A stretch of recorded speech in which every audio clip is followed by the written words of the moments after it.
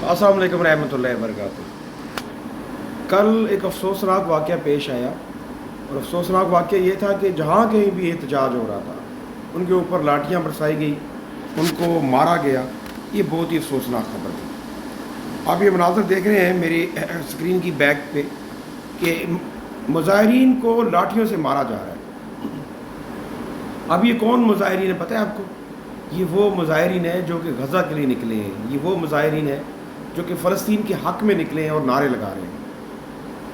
ये बहुत सी जमातों के लोग थे, बहुत सी पार्टियों के लोग थे, जिसमें लब्बैक के लोग भी थे, जमात इस्लामी के लोग भी थे, वाहिदुल मुस्लिमीन के लोग भी थे। लेकिन अफसोस, ज़्यादा अफसोस कि मुस्लिम हुक्मरानों पर और हमारी हुकूमत पर कि उन्होंने मुज़ाहिरीन को मुज़ाहरा भी नहीं करने दिया जो उनका हक़ है। उनके ऊपर लाठियाँ बरसाई गई, उनको मारा गया, उनको वहाँ से भगा दिया गया। तो ये क्या इस्लामी जमहूरियत पाकिस्तान है? क्या आप इस इस्लामी जमहूरियत पाकिस्तान की बात करते हैं? क्या इस इस्लामी जमहूरियत पाकिस्तान का वजूद 1947 में वजूद में आया था और क़ायद-ए-आज़म मोहम्मद अली जिन्ना ने कहा था कि अब मुसलमान चैन की नींद सो सकते हैं? तो क्या मुसलमान चैन की नींद सो रहे हैं?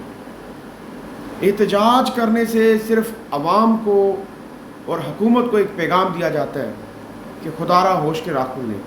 बाकी एहतजाज करने से कुछ नहीं होता, बाइकआउट करने से बहुत कुछ होता है।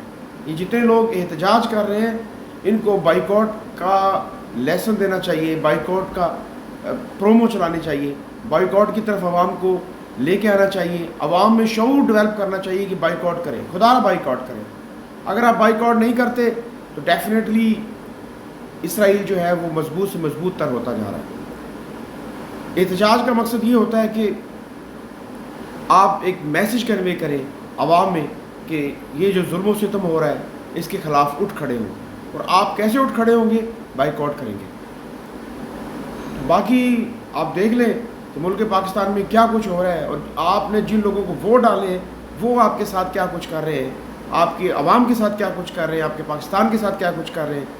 और आप अभी तक सोए हुए हैं, अभी तक आपने भुट्टो को ज़िंदा रखा हुआ है, अभी तक आप शेर पे ठप्पे लगाते हैं, अभी तक आप PTI का बल्ला लेके घूमते हैं। खुदारा दीन को तख्त पे लेके आए। जब तक दीन तख्त पे नहीं आएगा ये सब मामला ठीक नहीं होंगे, ये मामला ऐसे ही चलते रहेंगे और यहूद सारा स्टेप बाय स्टेप मुस्लिम ममालिक पे काबिज होते रहेंगे। खुदारा दीन को तख्त पे लेके आए। चैनल को सब्सक्राइब करें, बेल आइकन को प्रेस कर दें ताकि आने वाली नेक्स्ट वीडियो आपको मिल सके। पहले वाला चैनल क्लोज़ हो गया है, बंद हो गया है, क्योंकि हमने एक वीडियो बनाई थी इसराइल के ख़िलाफ़, तो वो बंद हो चुका है। अभी आप देख लें कि गज़ा में अभी भी जंग जारी है, गज़ा में अभी भी वो सब कुछ जारी है जो नहीं होना चाहिए था। और तमाम उम्मत मुस्लिमा 57 इस्लामिक कंट्री, जिनको हम 57 मुर्दे कहेंगे, कि अल्लामा खादिम हुसैन रिज़वी इनको मुर्दे कहा करते थे और वो सही कहा करते थे, ये मुर्दे ही हैं। सब के सब देख रहे हैं, सब खामोश हैं, लेकिन कोई भी पुरसाने हाल नहीं है। तो खुदारा आप क्या कर सकते हैं? आप सिर्फ बाइकआउट कर सकते हैं। खुदारा बाइकआउट करें। दुआ में याद रखिएगा। अल्लाह हाफिज़।